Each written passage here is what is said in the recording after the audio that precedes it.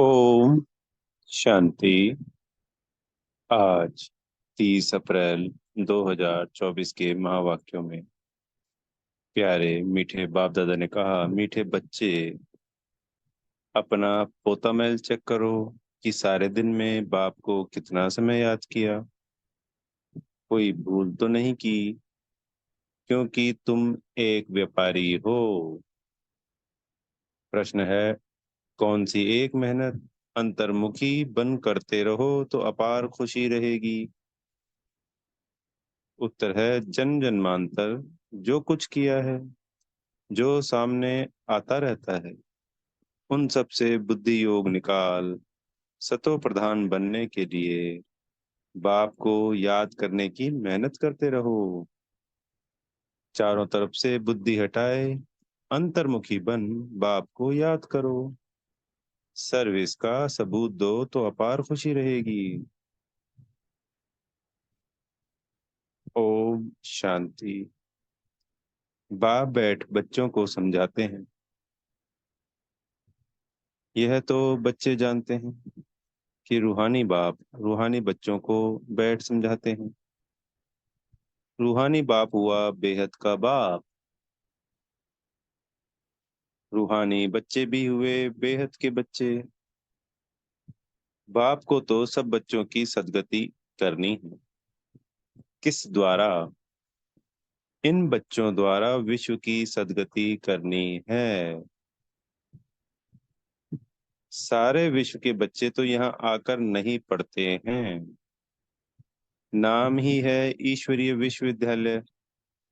मुक्ति तो सबकी होती ही है।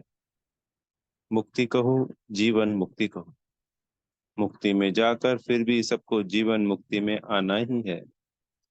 तात्पर्य, विश्व की प्रत्येक आत्मा मुक्ति यानी परम धाम में जाएगी जाएगी। पर जब भी अपने समय में आएगी वो आत्मा, चाहे सतयुग, चाहे त्रेता, चाहे द्वापर और चाहे कलयुग, अपने शुरुआत के जन्मों में वो जीवन मुक्त अवस्था में रहेगी। खासकर पहला जो जन्म होगा सभी आत्माओं का, वो जीवन मुक्ति ही होगा। इसलिए बाबा कहते हैं कि सभी को मुक्ति में तो जाना ही जाना है, पर जीवन मुक्ति भी सबको मिलती है। तो ऐसे कहेंगे, सभी जीवन मुक्ति में आते हैं वाया मुक्ति धाम। एक दो के पीछे आना ही है पाठ बजाने। तब तक मुक्ति धाम में ठहरना पड़ता है। बच्चों को अब रचयिता और रचना का मालूम पड़ गया है। यह सारी रचना अनादि है। रचयिता तो एक ही बाप है।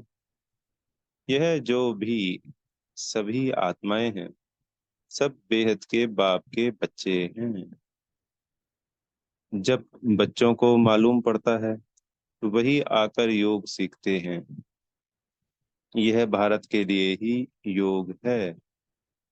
बाप आते भी भारत में हैं। भारतवासियों को ही याद की यात्रा सिखलाकर पावन बनाते हैं और नॉलेज भी देते हैं कि यह सृष्टि का चक्र कैसे फिरता है। यह भी बच्चे जानते हैं। रुद्र माला भी है जो गाई और पूजी जाती है, सिमरन की जाती है। भक्त माला भी है, ऊंचे से ऊंचे भक्तों की माला है। भक्त माला के बाद होनी चाहिए ज्ञान माला। भक्ति और ज्ञान है ना। भक्त माला भी है तो रुद्र माला भी है। पीछे फिर रुंड माला कहा जाता है, क्योंकि ऊंचे से ऊंचे मनुष्य सृष्टि में है विष्णु, जिसको सूक्ष्म वतन में दिखाते हैं। प्रजापिता ब्रह्मा तो यह है, इनकी माला भी है। आखिर यह माला बन जाएगी, तब ही वह रुद्र माला और विष्णु की वैजंती माला बनेगी। ऊंचे ते ऊंचा है शिव बाबा, फिर ऊंचे ते ऊंचा है विष्णु का राज्य। शोभा के लिए भक्ति में कितने चित्र बनाए हैं, परंतु ज्ञान कुछ भी नहीं है।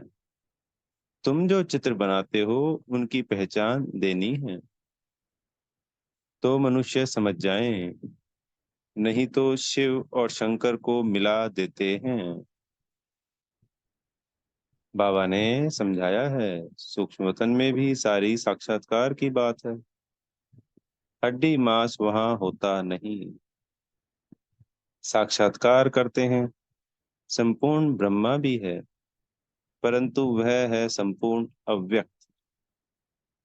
अभी व्यक्त ब्रह्मा जो है, उनको अव्यक्त बनना है, क्योंकि ये साकार मुरली है, ब्रह्मा बाबा के मुख से शिव बाबा सुना रहे हैं। वो व्यक्त में थे, पर उनको अव्यक्त बनना था। व्यक्त ही अव्यक्त होता है, जिसको फरिश्ता भी कहते हैं। उनका सूक्ष्म वतन में चित्र रख दिया है। सूक्ष्म वतन में जाते हैं, कहते हैं बाबा ने सुबी रस पिलाया। अब वहां झाड़ आदि तो होता नहीं। बैकुंठ में है, लेकिन ऐसे नहीं कि बैकुंठ से ले आकर पिलाते होंगे। यह सब सूक्ष्म तन में साक्षात्कार की बातें हैं। तो इसलिए में नहीं पिलाते, साक्षात्कार की बातें हैं। अब तुम बच्चे जानते हो कि वापस घर जाना है और आत्म अभिमानी बनना है। मैं आत्मा अविनाशी हूँ, यह शरीर विनाशी है। आत्मा का ज्ञान भी तुम बच्चों में है। वे तो आत्मा क्या है यह भी नहीं जानते। उन लोगों को यह भी मालूम नहीं कि कैसे उनमें 84 जन्मों का पाठ भरा हुआ है। यह नॉलेज सिर्फ बाप ही देते। अभी अपनी भी नॉलेज देते हैं, तमो प्रधान से सतो प्रधान भी बनाते हैं। बस यही पुरुषार्थ करते रहो। हम आत्मा हैं, अब परमात्मा के साथ योग लगाना है। सर्वशक्तिमान पतित पावन एक बाप को ही कहते हैं। सन्यासी कहते हैं पतित पावन आओ। कोई तो ब्रह्म को भी पतित पावन कह देते हैं।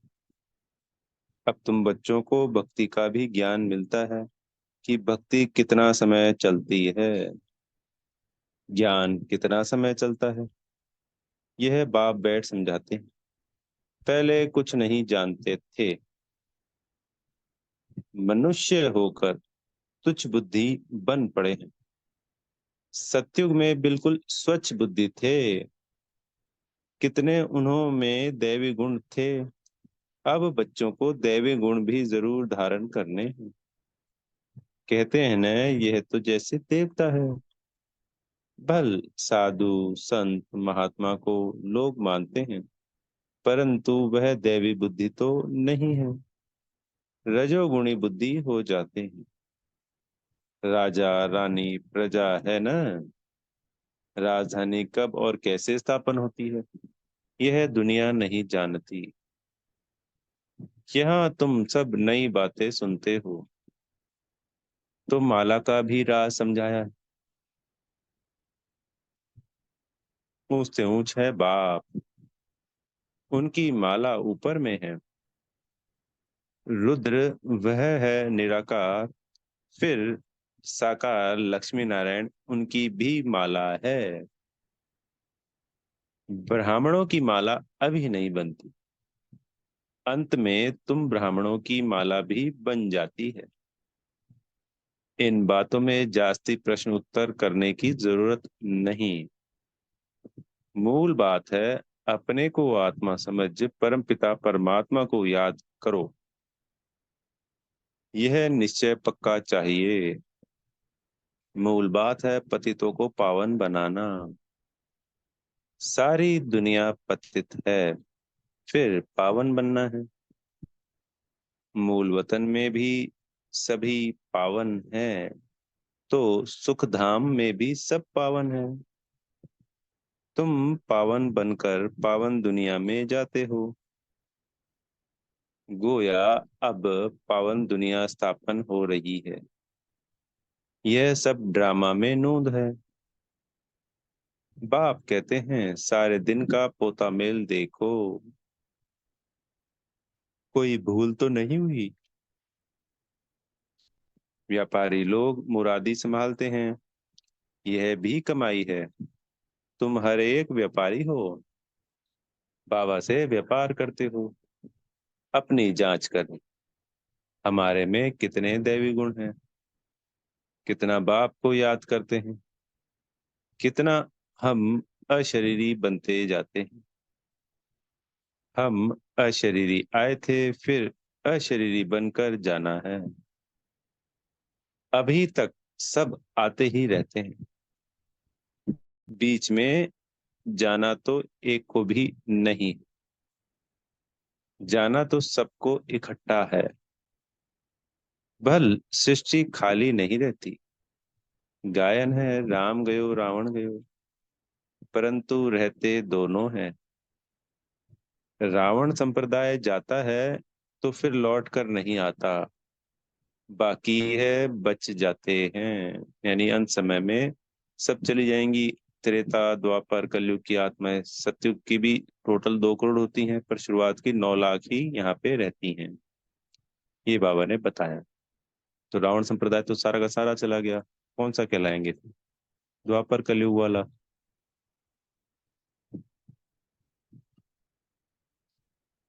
यह भी आगे चलकर सब साक्षात्कार होना है।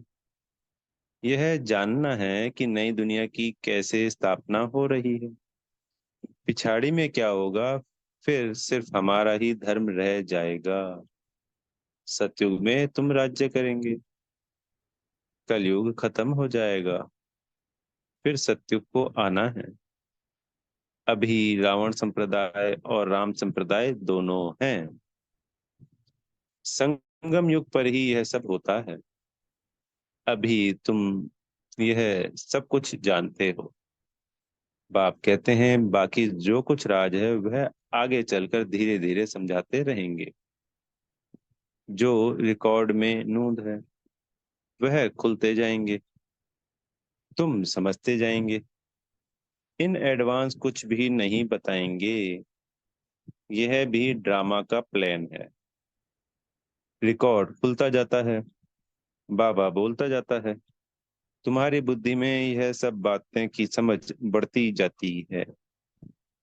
जैसे जैसे रिकॉर्ड बजता जाएगा वैसे वैसे बाबा की मुरली चलती जाएगी। बाबा का राज सारा भरा पड़ा है, ऐसे नहीं। रिकॉर्ड से सुई उठाकर बीच में रख सकते हैं तो वह रिपीट हो, नहीं वह भी फिर रिपीट वही होगा। नई बात नहीं, बाप के पास जो नई बातें होंगी वह रिपीट होंगी। तुम सुनते हो और सुनाते जाएंगे, बाकी सब गुप्त है। यह राजधानी स्थापन हो रही है, सारी माला बन रही। अलग अलग जाकर रजाई में तुम जन्म लेंगे। राजा रानी प्रजा सब चाहिए, यह सब बुद्धि से काम लेना पड़ता है। प्रैक्टिकल में जो होगा सो देखा जाएगा। जो यहाँ से जाते हैं वह अच्छे साहूकार के घर में जाकर जन्म लेते हैं।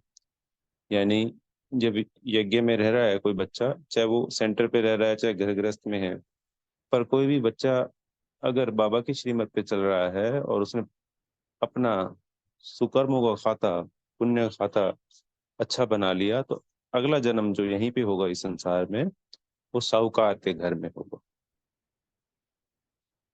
अभी भी तुम्हारी वहां बहुत खातरी होती है।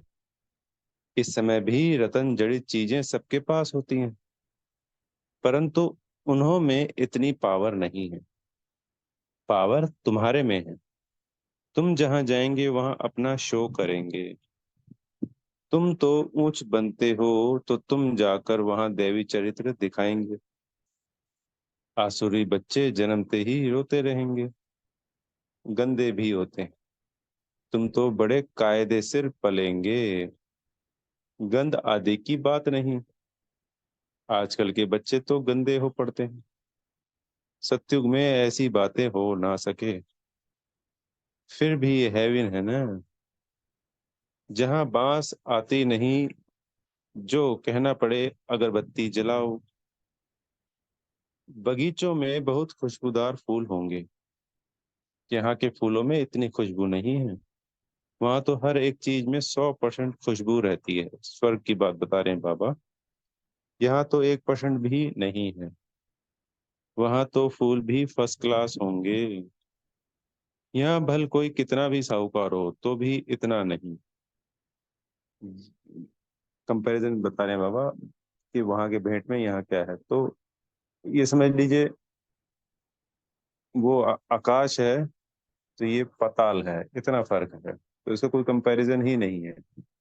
कंपैरिजन तो लगभग लगभग बराबर चीजों का किया जाता है। इस कलयुग का वो तो बाबा को इसलिए बताना पड़ता है कि ये दुख की दुनिया है, जिसको सुख समझ बैठे हैं। तो फिर बाबा जब सुख की बात बताते हैं तब समझ में आता है कि सुख तो उसको कहा जाता है। जैसे यहाँ के पत्थर, वहां फिर सोना ही सोना। रेती में भी सोना होता है। विचार करो कितना सोना होगा, जिससे मकान आदि बनेंगे। वहां ऐसी मौसम होगी, ना सर्दी ना गर्मी। वहां गर्मी का दुख नहीं जो पंखे चलाने पड़े, उसका नाम ही है स्वर्ग। वहां अपार सुख होता है, तुम्हारे जैसा पद्मा पदम भाग्यशाली कोई बनते ही नहीं। लक्ष्मी नारायण की कितनी महिमा गाते हैं, उनको जो ऐसा बनाते हैं उनकी कितनी महिमा चाहिए। यानी शिव बाबा की। पहले होती है व्यभिचारी भक्ति, फिर देवताओं की भक्ति शुरू होती है। वह भी भूत पूजा कहेंगे।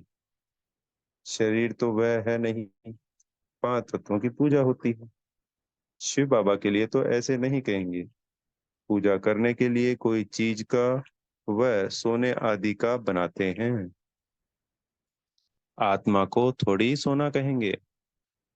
आत्मा किस चीज की बनी हुई है? शिव का चित्र किस चीज का बनाया हुआ है, वह झट बताएंगे। परंतु आत्मा परमात्मा किस चीज का बना हुआ है, यह कोई बता ना सके। जो हम चैतन्य शक्ति हैं, आत्मा परमात्मा, वो किस चीज का बना हुआ है। सत्युग में 5 तत्व भी शुद्ध होते हैं, यहाँ है अशुद्ध। तो पुरुषार्थी बच्चे ऐसी ऐसी ख्यालात करते रहेंगे। बाप कहते हैं इन सब बातों को भी छोड़ दो, जो होना है वह होगा। पहले बाप को याद करो। चारों तरफ से बुद्धि हटाकर मामेकम याद करो तो विकर्म विनाश होंगे। जो कुछ सुनते हो उन सबको छोड़ एक बात पक्की करो कि हमको सतो प्रधान बनना है। फिर सत्युग में जो कल कल्प हुआ होगा वही होगा, उसमें फर्क नहीं पड़ सकता। मूल बात है बाप को याद करो। यह है मेहनत, वह पूरी करो। तूफान तो बहुत आते हैं, जन्म जन्मांतर जो कुछ किया वह सब सामने आता है। जो पिछले 63 जन्मों में किया वह सामने आता है। तो सब तरफ से बुद्धि हटाकर मेरे को याद करने का पुरुषार्थ करो, अंतर्मुखी होकर। तुम बच्चों को स्मृति तो आई, सो भी नंबरवार पुरुषार्थ अनुसार। सर्विस से भी मालूम पड़ जाता है। सर्विस करने वालों को सर्विस की खुशी रहती है। जो अच्छी सर्विस करते हैं उनकी सर्विस का सबूत भी मिलता है। पंडे बनकर आते हैं। कौन महारथी घोड़े सवार प्यादे हैं, वह झट पता पड़ जाता है। तो पंडे बनकर, यानी कि जब पार्टी लेके आती थी कोई भी दीदी या कोई भी भाई, कोई 2 कोई 4 कोई 6, कितने भी, तो फिर उससे पता चलता है कि कौन तो महारथी है, कौन घोड़े सवार है, कौन प्यादे। कोई ला ही नहीं रहा है, कोई एक ला रहा है और कोई बड़े क्वालिटी वाले ला रहा है। तो अनेकों अनेक प्रकार के इस तरीके से पार्टियों को लेके जाते थे, तो उनको बाबा ने पंडे कहा। अच्छा, मीठे मीठे सिकी लदे बच्चों प्रति माता पिता बाप दादा का याद प्यार और गुड मॉर्निंग। रूहानी बाप की रूहानी बच्चों को नमस्ते। हम रूहानी बच्चों की प्यारे मीठे रूहानी बाप दादाजी को याद, प्यार, गुड मॉर्निंग और नमस्ते।